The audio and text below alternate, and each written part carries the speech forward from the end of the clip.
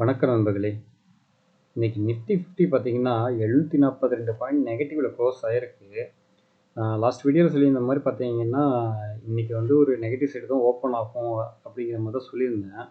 அதே மாதிரி பார்த்தீங்கன்னா இன்னைக்கு நெகட்டிவ்ல தான் ஓப்பன் ஆயிருக்கு. கிட்டத்தட்ட 21,758 ஓப்பன் ஆனது. அந்த அளவுக்கு பார்த்தீங்கன்னா ஒரு பெரிய நெகட்டிவ் கேண்டிலாக போட்டுச்சு. ஒரு கேப் டவுனில் தான் ஓப்பன் ஆனது. அதுக்கப்புறம் பார்த்தீங்கன்னா கொஞ்சம் கொஞ்சமாக ரெக்கவர் ஆகி ஃபைனலாக க்ளோஸ் ஆகும்போது பார்த்தீங்கன்னா 22,161ங்கிற ரேஞ்சில் க்ளோஸ் ஆகிருக்கு. இன்றைக்கி வேல்யூம் பார்த்தீங்கன்னா அதிகமாகவே போயிருக்கு. ஏன்னா அந்த அளவுக்கு பார்த்தீங்கன்னா இன்றைக்கி சேலிங் ப்ரெஷர் ரொம்ப அதிகமாக இருந்திருக்கு. இது வரைக்கும் உள்ள டேட்டாவில் என்ன சொன்னாங்கன்னா கிட்டத்தட்ட ஒரு 20 லட்சம் கோடி வந்து இன்றைக்கி ஒரே நாளில் போயிடுச்சு அப்படிங்கிற மாதிரி சொல்கிறாங்க. பட் கிளியர் வியூ இன்னும் ஒன்றும் வரல. அப்ராக்சிமேட்டாகவே சொல்லியிருக்காங்க. இன்றைக்கி எப்படி இருந்தாலும் இன்றைக்கி நைட்டுக்குள்ளார அவங்க மோஸ்ட்லி சொல்லிவிடுவாங்க. எஃப்ஐ டேட்டா இன்னும் ஒன்றும் அப்டேட் ஆகலை. ஏன்னா அந்தளவுக்கு பார்த்தீங்கன்னா இன்றைக்கி ஒரு பெரிய சேலிங் ப்ரெஷர் தான்.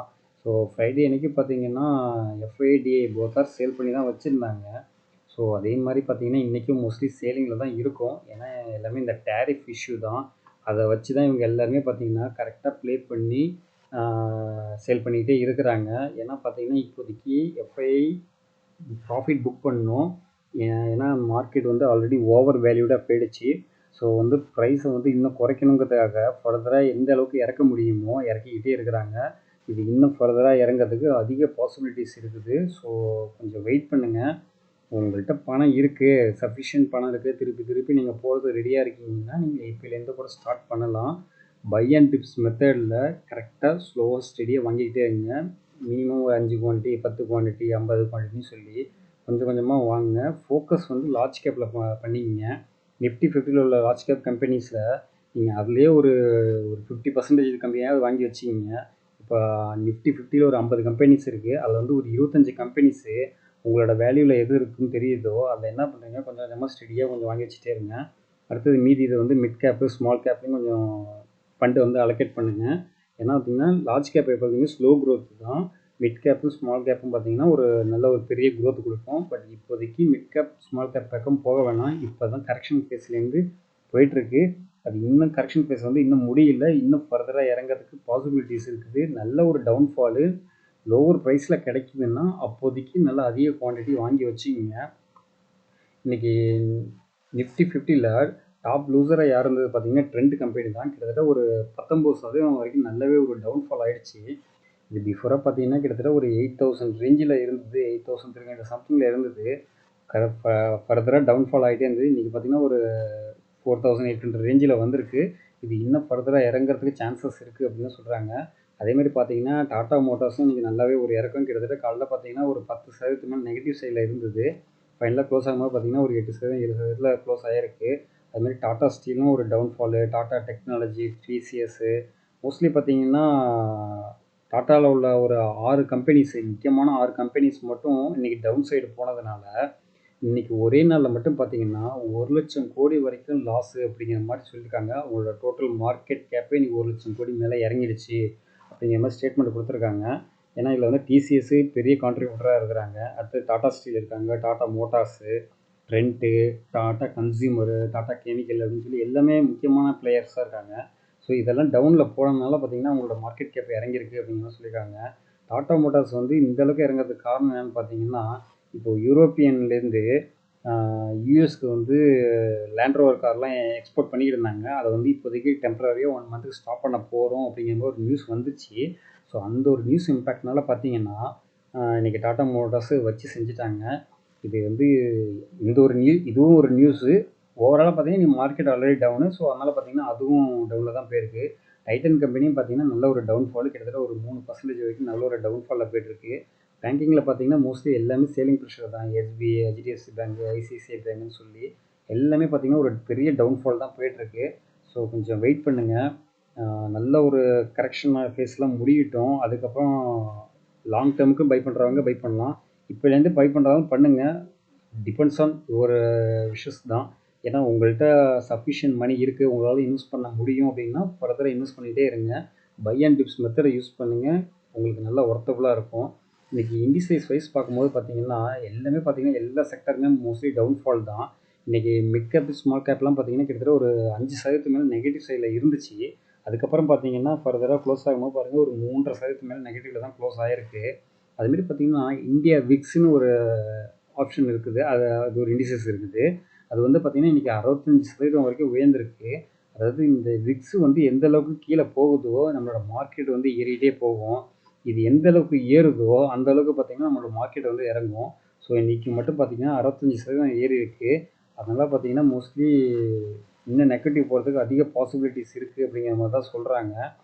இண்டிசைஸ் வைஸில் பார்த்தீங்கன்னா மெட்டல் வந்து பாருங்கள் கிட்டத்தட்ட ஒரு 6.75% வரைக்கும் நெகட்டிவ் சைடில் க்ளோஸ் ஆகிருக்கு. மெட்டலில் உள்ள எல்லா ஸ்டாக்ஸுமே டாடா ஸ்டீலு, ஹிண்டால்கோ, ஜேஎஸ்டபிள்யூ ஸ்டீலுன்னு சொல்லி மோஸ்ட்லி எல்லா மெட்டல் ஸ்டாக்ஸுமே டவுன்ஃபால் போயிருக்கு. இது இன்னும் ஃபர்தராக கரெக்ஷன் ஆகிறதுக்கு அதிக பாசிபிலிட்டிஸ் இருக்குது. ஸோ அதில் ஒரு இது ஆப்ஷன் வந்து உங்களுக்கு ஓப்பன் ஆகிறதுக்கு ஒரு இது வந்து ஓப்பன் ஆகிறதுக்கு பாசிபிலிட்டிஸ் இருக்குது.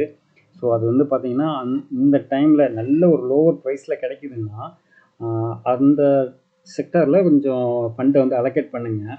இன்றைக்கி வந்து பார்த்திங்கன்னா எஃப்எம்சிஜி வந்து ஒரு 1.1% டவுன்ஃபால் போயிருக்கு. அந்தளவுக்கு அது இறங்கவே இல்லை. இன்றைக்கி டாப் கெய்னராக யார் இருந்தது பார்த்தீங்கன்னா இந்துஸ்தான் யூனிலிவர் தான். அதுதான் வந்து இன்றைக்கி டாப் கெய்னராக இருந்திருக்கு. ஃபார்மா பார்த்தீங்கன்னா ஒரு 2.75% வந்து நெகட்டிவில் க்ளோஸ் ஆகிருக்கு. மற்றதெல்லாம் பார்த்தீங்கன்னா ஒரு 3% நியர்பை அதுவும் வந்திருக்கு.